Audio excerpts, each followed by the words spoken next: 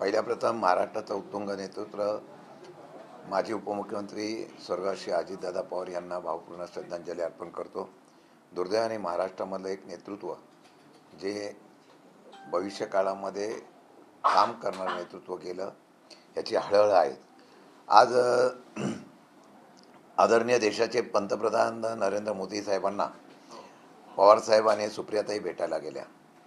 सकाळपासून बातमी आहे आणि त्या बातमीच्या वेगवेगळ्या प्रकारच्या चर्चा चॅनलवरून सुरू झाल्या. मला पण प्रश्न विचारण्यात आले.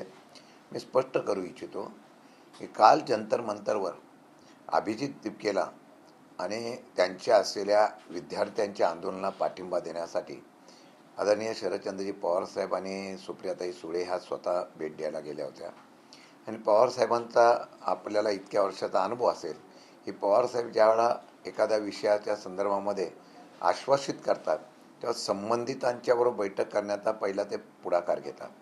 काल या आंदोलनाचा भाग म्हणूनच त्यांनी आज देशाचे पंतप्रधानांच्या बरोबर भेट घेतली आणि मला वाटतं विद्यार्थ्यांच्या असलेल्या प्रश्नाच्या संदर्भातून त्यांनी चर्चा केलेली आहे. ही करत असताना अनेक प्रश्न असतात आणि त्या प्रश्नाबाबतीमध्येच फक्त ही भेट असेल अशी माझी खात्री आहे. आता याला NDAमध्ये जाण्याचा प्रश्न, त्यानंतर विलिनीकरणाचा प्रश्न आणि बाकीच्या प्रश्नाची जी चर्चा सुरू झालेली आहे, मी स्पष्ट करू इच्छितो. जर NDAच्या बाबतीमधली भूमिका असती तर मग महाराष्ट्रामध्ये आदरणीय शरदचंद्रजी पवार पक्षाच्या वतीने मला वाटतं 27 जिल्ह्यामध्ये आंदोलन झालं ती झाली नसती. NDAच्या विरोधामध्ये भूमिका आम्ही घेतली नसती. किंबहुना पवारसाहेबांनी सुद्धा परवाच्या दिवशी स्पष्ट शब्दामध्ये सांगितलेलं आहे की झालेल्या विद्यार्थ्यांचं हे आंदोलन दडपण्याचा प्रयत्न होतं ते चुकीचं आहे. हे आंदोलन चालू राहील आणि माझा त्याला पाठिंबा आहे. सुप्रियाताईंनी सुद्धा तशा प्रकारची भूमिका घेतली. आम्ही सगळ्यांनी भूमिका घेतली असल्यामुळे मला वाटतं की NDAच्या बाबतीमधला जर विषय असेल तर मग आम्ही त्यांच्या विरोधात भूमिका का घ्यावी. मग विरोधात भूमिका घेतली नाही याचा अर्थ असा आहे की आम्ही त्याच्या प्रकारची कुठल्याही प्रकारची चर्चा आमच्याकडे नाही. या आंदोलनाच्या निमित्तानं एकदा प्रश्न अधोरेखित होतोय की कार्यकर्ते देखील संभ्रमात आहेत की कुठेतरी तुम्ही NDAमध्ये जात आहे आणि त्या अनुषंगानं अशा पद्धतीनं भेटीगाठी होत आहेत. अचानक थेट सुप्रिया सुळे आणि शरद पवारांनीच भेट घेतली नाही. देशाच्या प्रमुखाशी, राज्याच्या मुख्यमंत्र्यांशी अनेक वेळेला भेटी होतात ना. या भेटी झाल्या म्हणजे लगेच प्रवेशा संदर्भामध्ये आणि NDAमध्ये जाण्याचा प्रश्न येतोच कुठे. मी आताही स्पष्ट केलं, NDAमध्ये जाण्याच्या बाबतीमधला कुठलाही चर्चा, कुठलाही प्रस्ताव आमच्याकडं नाही. आणि सातत्याने कोणाची भेट झाली की लगेच NDAच्या मध्ये तुमचा प्रवेश होणार का याची चर्चा आता थांबवूया असं माझं कळकळीची विनंती आहे. देशभरामध्ये जोरदार आंदोलन सुरू आहेत. आज देखील आंदोलन सुरू होत आहे. उद्धव ठाकरे होते, शरद पवार, मनोज जरांगे अशा अनेक महाराष्ट्रातून मंडळी जात आहेत आणि पंतप्रधानांचा राजीनामा मागितला जातोय, अमित शहाचा देखील राजीनामा मागितला जातो. माझ्या माहितीप्रमाणे मी मागेही सांगितलं होतं, संघटितपणे जर विरोध केला तर त्याची तीव्रता वाढू शकते. उद्या मला वाटतं की वंचित आघाडी प्रकाश आंबेडकरांनी सुद्धा मुंबई बंदचा आवाज दिलेला आहे. मला वाटतं आज संध्याकाळी एखाद्या वेळेला राष्ट्रीय काँग्रेस पक्षाचे राज्याचे अध्यक्ष हर्षवर्धनजी सकपाळ असतील, मी असेल आणि आमच्या पक्षाचे काही प्रमुख लोक आम्ही आणि उद्धव बाळासाहेब ठाकरेंच्या पक्षाची काही प्रमुख एकत्रित बसण्याचा चर्चा करू. या आंदोलनाला पुढे कशा दिशा ठरवावी याच्या बाबतीमध्ये एखाद्या वेळा चर्चा आमची होईल. आणि मला वाटतं की देशभरातून आता या आंदोलनाला पाठिंबा फार मिळतोच आहे. पण या आंदोलनाला ज्या पद्धतीने सत्तारूढ पक्षाच्या वतीने आतंकवादी किंवा अशा प्रकारची उपमा देऊन ज्या पद्धतीने त्यांचं असलेला टीका करण्याचा प्रयत्न होता त्याचा पहिला निषेध करतोय. मला वाटतं की अजूनही सरकारच्या आणि त्यांच्या असलेल्या प्रमुखांच्या डोक्यामध्ये ह्या असलेल्या आंदोलनाच्या बाबतीमधला गांभीर्य नाही. ते फार गर्वात आहेत. परंतु आंदोलन तीव्र होईल त्यावेळेला मला 100% खात्री आहे की महाराष्ट्रामध्ये त्याची तीव्रता तुम्हाला पहिल्या प्रथम दाखवायला आणि पाहायला मिळेल. आज आम्ही त्याची दिशा ठरवण्याचा सुद्धा प्रयत्न करू.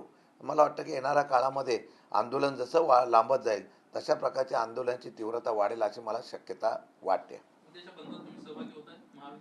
नाही, आता आम्ही आज संध्याकाळी बसायचं म्हणतोय. माझी आणि हर्षवर्धन सकपाळांची चर्चा झालेली आहे. आज संध्याकाळी बसून काही दिशा ठरवायची. माझं तर पहिल्यापासूनच म्हणणं आहे की महाराष्ट्रामध्ये किंबहुना आपण सगळे विरोधक पक्षातले आपण प्रमुख लोक एकत्र बसून कुठलाही विषय असेल तर वेगवेगळा करण्यापेक्षा एकत्रितपणे केला तर त्याची दाहकता वाढू शकते आणि मला वाटतं की त्याचं निश्चितपणाने परिणामसुद्धा होऊ शकतात.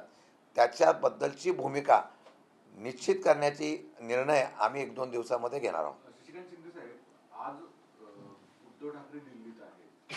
उद्धव ठाकरे केजरीवालांना भेटत आहेत, इंडिया अलायन्सच्या मित्र पक्षांना भेटत आहेत. पण त्याचवेळी पवार साहेबांसारखे ज्येष्ठ नेते जे इंडिया आघाडीमध्ये मोठे नेते आहेत ते पंतप्रधानांना भेटतात. मग याच्यामुळे महाविकास आघाडीतल्याच नेत्यांमध्ये विशेषतः उपाटाच्या नेत्यांमध्ये एक अस्वस्थता निर्माण होते की हेच टायमिंग का होतं. नाही, मला असं वाटतं की 22 दिवसापासून जे आंदोलन चिघळलेलं आहे, पवारसाहेबांचा ज्येष्ठ नेता त्या आंदोलनासाठी पुढाकार घेत असेल आणि देशाच्या पंतप्रधानांना भेटत असेल तर त्यामध्ये महाविकास आघाडीमध्ये कुठल्याही प्रकारचा बेबनाव होईल अशा प्रकारची परिस्थिती नाही. मला वाटतं की विरोधी पक्ष हा विरोधी पक्षाचं काम करत असतो. म्हणून मी मगाशी सांगितलं की पवारसाहेबांची भेट ही राजकीय नसून काही मुद्द्यातून देशाच्या आणि राज्याच्या आत्ता असलेल्या प्रश्नाच्या संदर्भातून असू शकते. त्यामुळे उद्धव ठाकरे साहेबांना सुद्धा त्याची कल्पना आहे आणि जी काय भेट होईल किंवा काही चर्चा होते ती आमची नंतर त्याच्यावर सविस्तरपणे चर्चा होते. त्यामुळे गैरसमज होण्याचा प्रयत्न कुठं होणार नाही. आज कर्जमाफीची पहिली यादी जाहीर होतीये. 3 वाजता सहकार मंत्री पत्रकार परिषद जाहीर करणार आहेत. तुम्ही ज्या मागण्या केल्या होत्या त्या मागण्या मान्य होतील असं वाटतंय तुम्हाला? यादी जाहीर करण्याचा त्यांनी जाहीर केलेला आहे. कृषी मंत्री म्हणाले, आज सहकार मंत्री म्हणाले की अजितदादांच्या असलेल्या या दिनी या ठिकाणी आम्ही त्याप्रमाणे ती जाहीर करण्याचा प्रयत्न करणार आहोत. आता ती यादी झाल्यानंतर कशा पद्धतीने त्यांनी निकष नियम बनवलेले आहेत ते बघून मग पुढचा आम्हाला निर्णय योग्य आहे का नाही याचा अभ्यास करावा लागेल. हिंदीमध्ये आज जो प्रधानमंत्री मोदी और पवार साहब की मुलाकात हुई है उसको लेकर कई कयास लगाए जा रहे हैं कि आने वाले दिनों में एनडीए में शरद पवार पार्टी आ जाएगी.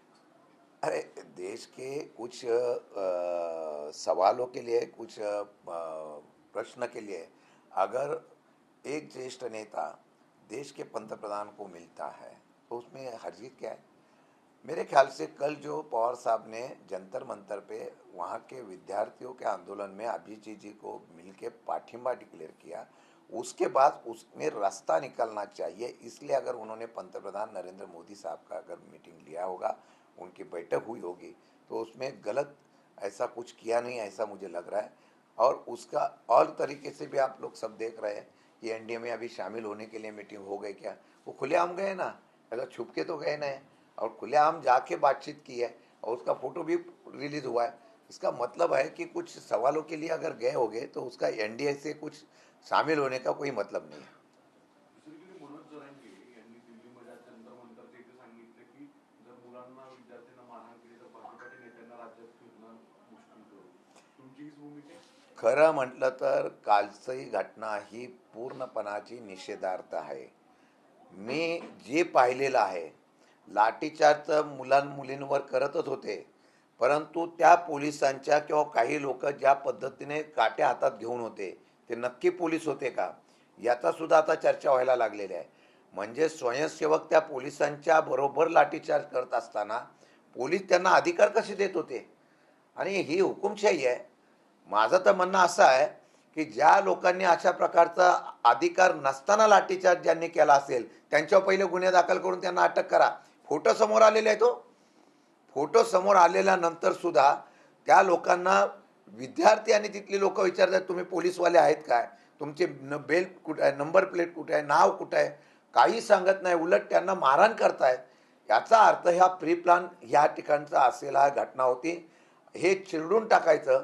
पोलीस यंत्रणा कदाचित पोलीस यंत्रणा ही भावनिक होईल आणि त्या विद्यार्थ्यांना सपोर्ट करेल का काय, आंदोलन करण्यावर कारवाई करेल का नाही ही शंका असल्यामुळे काही लोकांना असं तयार केलं का काय आणि हे आंदोलन करण्याच्या विरोधामध्ये त्यांना मारहाण झाली काय याची चौकशी करून यात अशा प्रकारचे कोण घुसखोर गेले असतील, त्यांचे आतंकवादी जे घुसले असतील सरकार पुरस्कृत, त्यांच्यावर कारवाई करण्याच्या बाबतीमधली मागणी आम्ही आज करतोय.